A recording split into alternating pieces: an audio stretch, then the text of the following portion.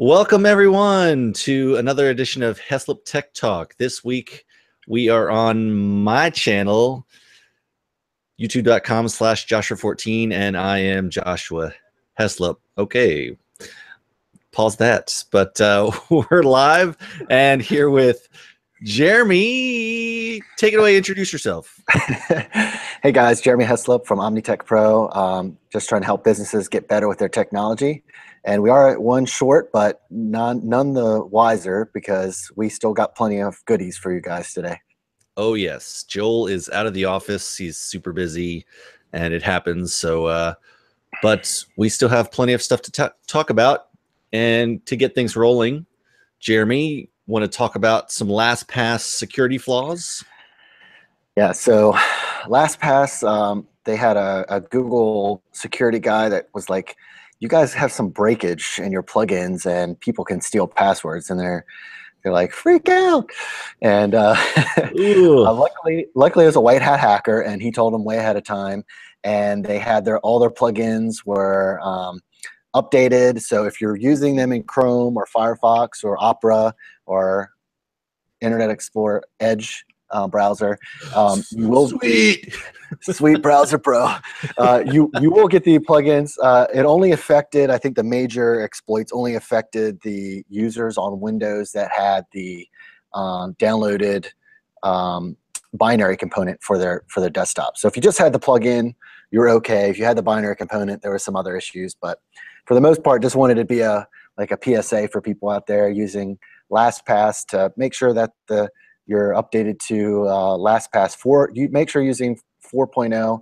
Go to the LastPass website, click on the download option, and get their latest version because the one on the add-ons from Mozilla is broken and old, and the new ones on the Chrome store and the LastPass store are the ones you want to get.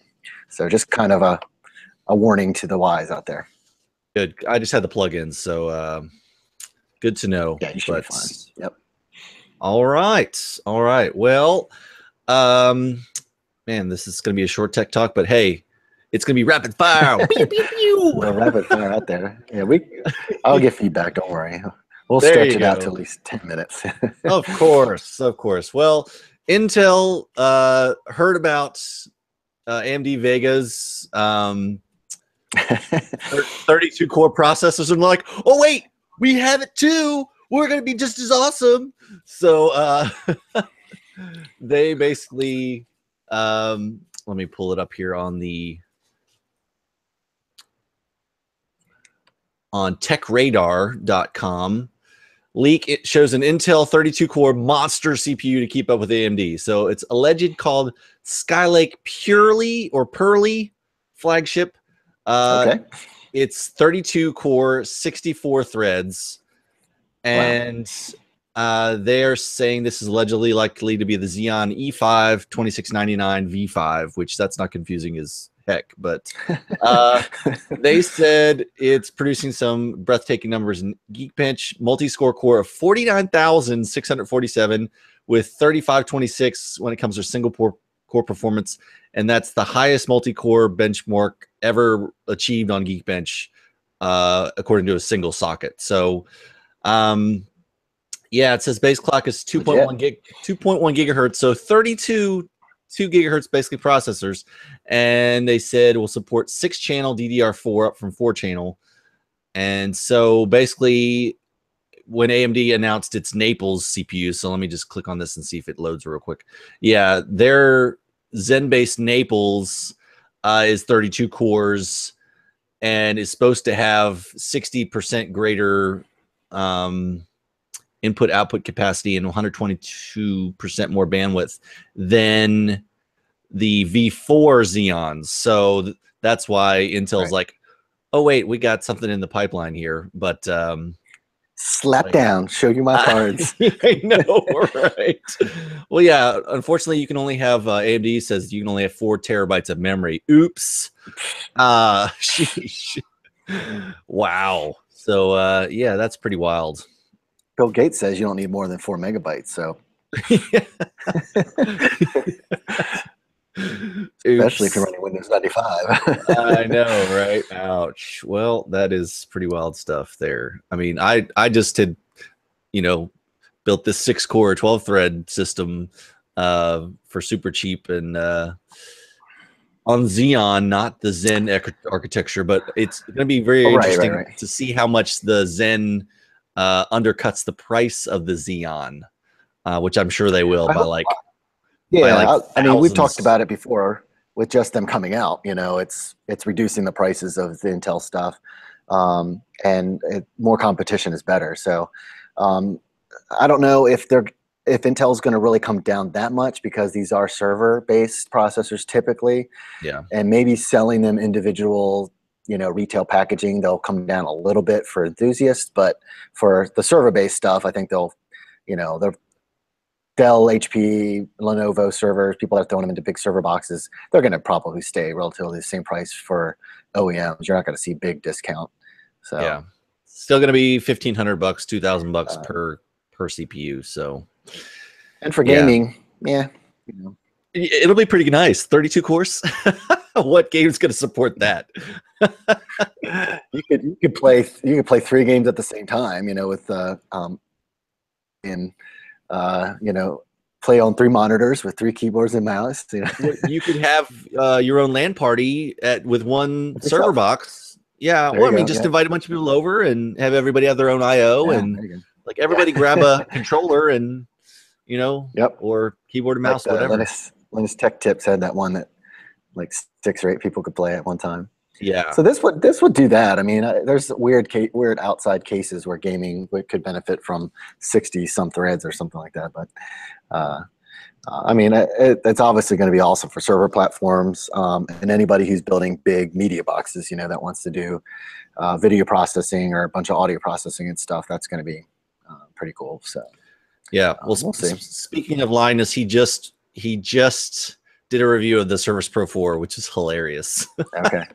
Yeah. A year and a half later, he's like, "Hey, we finally got it to review," or they've already had it, I'm sure, but they just got around to it.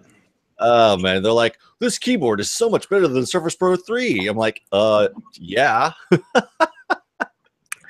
Linus, you should watch this guy, Joshua 14. He pretty much has all the stuff for the Surface and the Surface books and everything else. So pretty nice. He's in the wrong place. Nice. So, all right, well, take it away, Jeremy. Workflow purchased by Apple. Yeah, so I've been using this. I actually think I purchased it maybe or got it free before they started charging for it. But it is an app on iOS called Workflow. And let me pull up the share screen here. I'll just show you guys kind of what it looks like. Essentially, it's kind of like IFTT or Zapier, if you're familiar with those apps. Okay, gotcha. But it specifically works with iOS, with iTunes on iOS, with everything else because it's on iOS. So has some neat options on there for making something that you would take 5 steps to do really easy. So say you wanted to make a GIF of like the last 5 or 6 photos in your photos camera roll. It will automatically stitch those together and save it back to your camera roll, or let you post it to Instagram or Facebook or Twitter or something like that. So has integrated with Slack, Todoist, a bunch of popular platforms out there. And so you can kind of, make it multi-share to those, or let you know when you're in a certain location, it'll automatically tweet out, or you can send somebody like when you're on your way there, kind of thing, and it'll give them like the ETA of how long it'll take you for you to get home. Can it IFTTT kind of thing. But does it do like interface stuff with like home automation, where you can send an email or text to your app and then it turns on your lights? This one, I don't remember if it has it in there, because there's so many other apps for that. So like the IFTTT stuff has that, and then there's other specific apps for like the home automation stuff that will let you know when you're there and things. But Workflow is already just iOS only anyways, right? That's correct. Yeah. So it's only good for, so many people, but it is free now. So if you have an iOS device and you wanted to check it out, it is free because Apple purchased them, and they're giving it away. Cool. I've used it for a couple things, just with like GIF creation. I've had it automatically pull in all of my to-dos from my reminders on iOS and then push them to Todoist just by a quick little recipe. So like if you were playing something in iTunes, it would automatically share it out to Twitter or something like that with the album art and things. So just cool stuff that, you think, oh man, this would take me 5 steps to do. You can automate it and one click. There we go. Kazam, Ali Kazam. Kablooey. Sorry, Android people. You'll have to get an iPhone Android case. No, just stick with if this, then that. That's the jam. Yeah, I was using that for a while. That's still pretty solid. Yep. Yeah, and they keep coming up with new apps that they support, new services that they support with if this and that, and it's great. Like if you want to know what Craigslist stuff is for free in your area, it'll send you a text message. Nice. So you can grab that, 10-year-old couch that's all stained up. Or a bunch of old firewood that somebody's giving away for free. Or maybe I've seen people that have metal like shelving and stuff like that. They might want to throw in your garage. You don't care what it looks like. So you can find some stuff for free on Craigslist, Totally. Well, we've got a Facebook group for our neighborhood, and that all the time everybody's like, oh, that's nice. It's on my curb right now. Come get it. Come get it. Before you see grandma going down, 2 grandmas trying to chase each other, because the hombres, they make sweeps, and so it's like, we're about to have another multi garage sale from the neighborhood, so it's like, it's just a lot. It's like everybody's like, "Are we done yet?" And yeah. Well, it's just you just have to come out to your own garage, but who wants to do that? So right. All right. Well, we've got some AMD Vega news. What? Nice. They're so this may not be like right away, but they found a CompuBench result. This is from videocards with a z.com. And they found a CompuBench result revealing 64 compute units in Vega. And so they're saying it has 4,096 stream processors and 8 gigs of memory, which is going to be HBM2 memory and not DDR5 or whatever. Yeah, the GDDR5 or DDR5X, like it's in the 1080 Ti. So they're actually using 2 HBM stacks, each 4 gig, which are basically 1024 bit, and then so it looks to be like a good deal. So they came out with the RX 480 not too long ago, which basically was really good for 1080p and some 1440p stuff for like $240. But yeah, this looks good. So who knows how it's gonna stack up with the 1080 Ti and all that jazz. But just a little nugget of hope to keep people going there. Say, hey, the red team is still in it. They're gonna do it. Well, the funniest thing is that I just bought this LG ultra wide, and then obviously I couldn't afford a G-Sync monitor, so it has FreeSync. So I've got to buy if I want to take advantage of that, I have to use a AMD card, which I've been Team Green for 5 years now. But yeah, so we'll see, because the 480, it will most likely run my monitor, but I'm not sure, because the FreeSync with that basically makes sure that you don't have screen tearing from like 48 to 75 hertz. So it's like I want my graphics card to be able to hit 75 hertz all day long. So, and I don't think even at this resolution, which is 2560 by 1080, I don't think it'll do that with just one RX 480. So I'd have to buy 2, and then that's like $500. So I'm going to see what the next card. They're supposed to be coming out with like either the RX 500 or the RX 580 or something like that. So hopefully they do a bunch of SKUs So I have some choices on if I want to switch to Team Red, but you know, it's still crazy. So because like it's like I've been. I was just gonna say I've been with just NVIDIA stuff. You know, it's been coming down since the TI came out and the new one. So it's kind of like been on NVIDIA stuff for a while, and the new stuff's coming.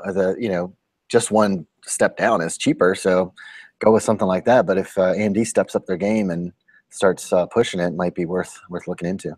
Exactly. Well, thankfully the RX 480 shook things up a lot, and the 470 and the 460, because then NVIDIA was like, "Oh, the 1050 Ti, they're awesome, and they're only like $100, $120." So you know, it's like one of those deals. So, but again, good competition though. I mean, it just keeps everybody on their toes, and nobody's just rolling over the whole entire market and having a monopoly on anything. Right.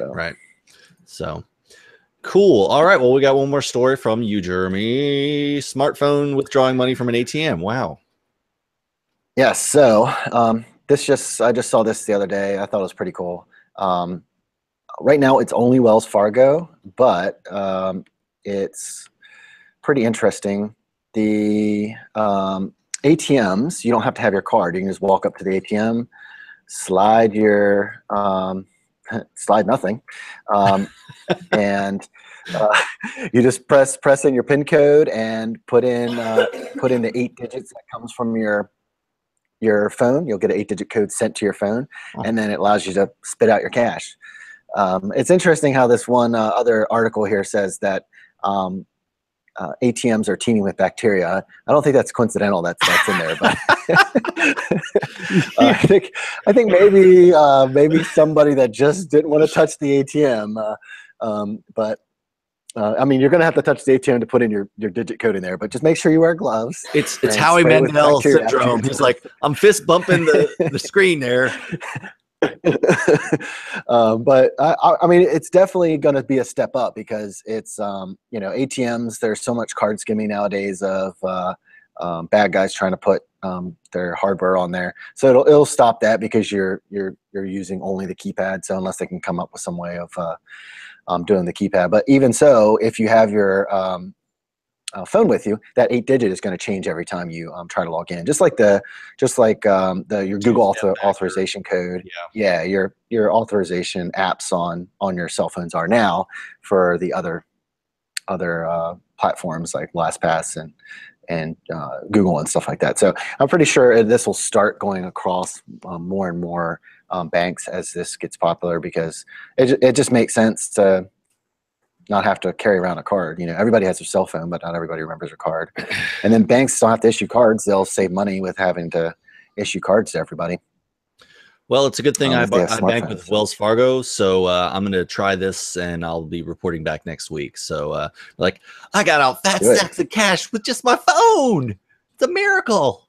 I'm touching bacterial ridden monies. I know. I mean, just think of how many people's hands have touched money before. You wouldn't care about touching an ATM because more people have touched this money than the ATM. But.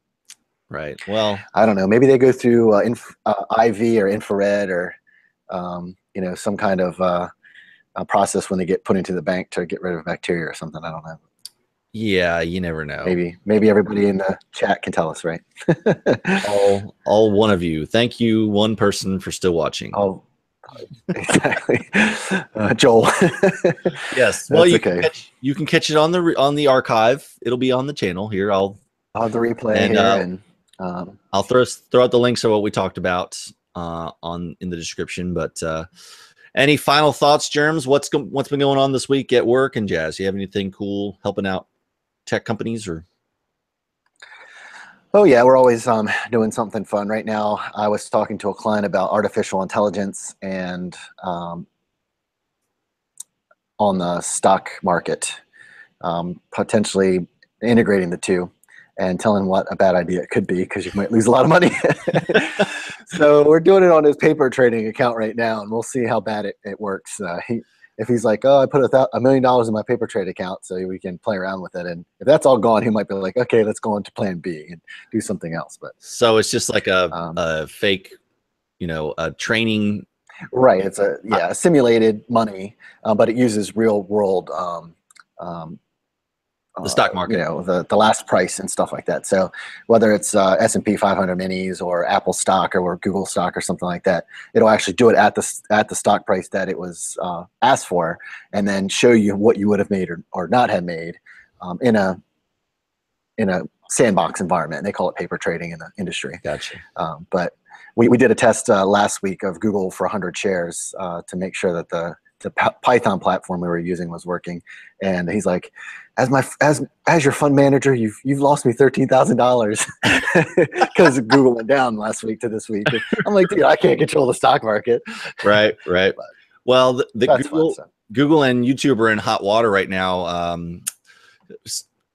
Breaking news! I just saw it today that AT&T and Verizon, I think AT&T for sure, is dropping ad support for YouTube because they're running ads on, you know, bad people on YouTube that are doing hate speech and all this kind of stuff.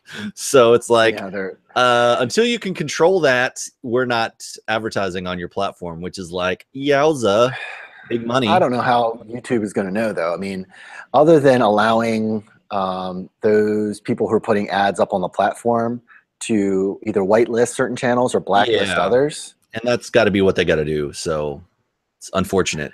Or they just have to start being more aggressive on like internal tagging certain channels and saying, okay, well, these people were channeled for adult content, and so now they have an adult flag on their channel. So if somebody is advertising, they don't want to be on an adult content channel, so don't show my ads on adult channels, or, you know, channels that discriminate, or you know, have hate speech, or, you know, slap babies or something, you know, just or slap. No, I don't want to be on, I don't want to advertise. Slap bracelets on slap babies. Bracelets. That's just. I think YouTube should not allow us to advertise on those too. So until they can do that, and then maybe they're already starting to do something like that. They just need to open it up to more people.